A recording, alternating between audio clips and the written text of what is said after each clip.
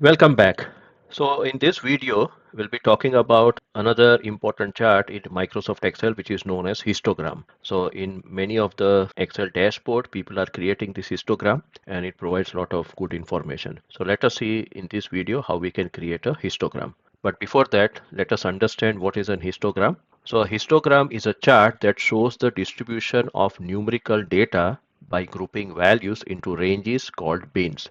So in the x-axis, we are creating various kind of bins that we'll see practically. And in the y-axis, we are showing the frequency. Suppose if I want to know that, okay, in a particular age group, less than 10 years of age, yeah, I want to know that, okay, how many people are there in that particular age group or how many children are there in that particular age group. Or if I want to see, we are having, let's say, male and female. So how many are male, how many are female? So that kind of bins we can create here. In this x-axis, as we have discussed, that we are creating the class intervals or beans, and in the y-axis we are putting the frequency, that is the number of values in each beans. And bars touch each other. So normally in the column chart we have seen that there is a gap between the two columns, but here in the histogram we are having those vertical bars, but they are touching each other. So this is the major difference between the histogram and the column chart. Definitely column chart is used for the categorical variables. Here we are using in the histogram the numerical values. So let us see the uses of histogram. So the uses of histogram are to understand how data is distributed. So let's say we are having the exam score distribution. If you want to know that, okay, how many students have scored between 0 and 10, or between 10 and 20, or between 20 and 30, so that we can see very well over here. Then the salary distribution in the company, product defect measurement, manufacturing quality control, survey response distribution. Yeah, mostly the histogram is used for the survey response distribution, and the financial return analysis. The histogram helps to answer, is the data normally distributed? Normally distributed, that we'll see further in the practical part. Are there any outliers? Outliers also we have discussed in the previous video, that is about the scatter chart. So outliers are those which are not confirming the regular values. It is skewed left or right, and where do most values fall, in which particular bin we are having the maximum frequency. What are the advantages of histogram? It shows the data distribution clearly. It displays the overall pattern of the data. It is easy to identify the patterns here. It helps detect the skewness, peaks, gaps, etc. It is useful for the large data set. So even we are having, let's say, 10,000 records, still we can analyze the data very easily. It is good for continuous data. So it works best with the numerical ranges, and it helps in the decision making. It is used in statistics, research, quality control, etc. Then what are the disadvantages of histogram? Histogram, it is dependent on the bean size. Too many beans will create noise. It is not good for having too many beans, and too few beans will also create a problem, because here we are losing the details. So we have to go for an average number of beans. Exact values are not visible. So here I can see only the frequency. I cannot see the each and individual value. It is not suitable for categorical data, because here we are using only the numerical data. So it is working only for the continuous numerical data.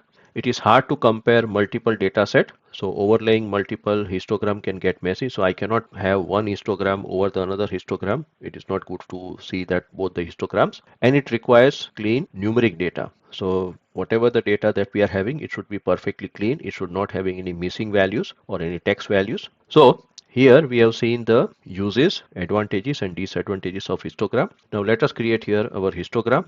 So here we are having the exam scores of 30 students. So when we want to create a histogram, we have to simply select all these values of 30 students. These marks are out of 100. So I select these values here. I go to the insert tab. In the insert tab, I click this button here, this histogram, and in the histogram we are having here our histogram. And in the next video we'll be talking about this Pareto chart, and then we'll also talk about the box and whisker chart. But just now we have to select this histogram. So the histogram is now ready. Now let us put this histogram. Here it has created the various bins. So from 45 to 61, then we are having 61 to 77, 77 to 93, and then finally we are having 93 to 109. Now, if we want to change the bin here, then I can select on this axis, the horizontal axis. I can right click over here, and then when I right click here, I get this option format axis. I click on it, and now here on the right hand side we are getting the format axis, and here I can see that it is going automatic. Yeah, the beans are created automatically by Excel. If I want to change this bean size, okay, currently the bean size is 16. So I can select this one, and let's say I want to keep the bean of 20. So I can select here 20, and then I can press enter. So now here we are having the bean of 20, 45 to 65, 65 to 85, 85 to 105. I can also select the number of beans. Suppose if I want to select here 3 beans, or I want to go for here 5 beans, accordingly it will create here the 5 beans. So you can decide here whether you want to have number of beans or whether you want to fix the bean width here. If I want to see the value, then I can select this one of this bar here. I can right click here and I can go to the data label, add data label. I select this one, and now I can see the data label. So here we can see that out of 30 students, maximum number of students, they are having the marks between 65 and 75. Then we are having these two categories where the marks are between 75 and 85, and another 6 students have got the marks between 85 and 95. So this is how we can do the analysis. And definitely if you want to change this particular histogram, then you can select this histogram. You can go to this chart design tab. In the chart design tab, you can go to this change color, and in the change color you can also select the different colors, let's say orange color, gray color, yellow color, etc. Yeah, or you can also go to the chart styles and you can select the different chart styles for histogram. So let's say I select this one, and now our histogram is ready. Now in the next video I'll be talking about another chart which is known as Pareto chart. So see you then in the next video. Thank you very much.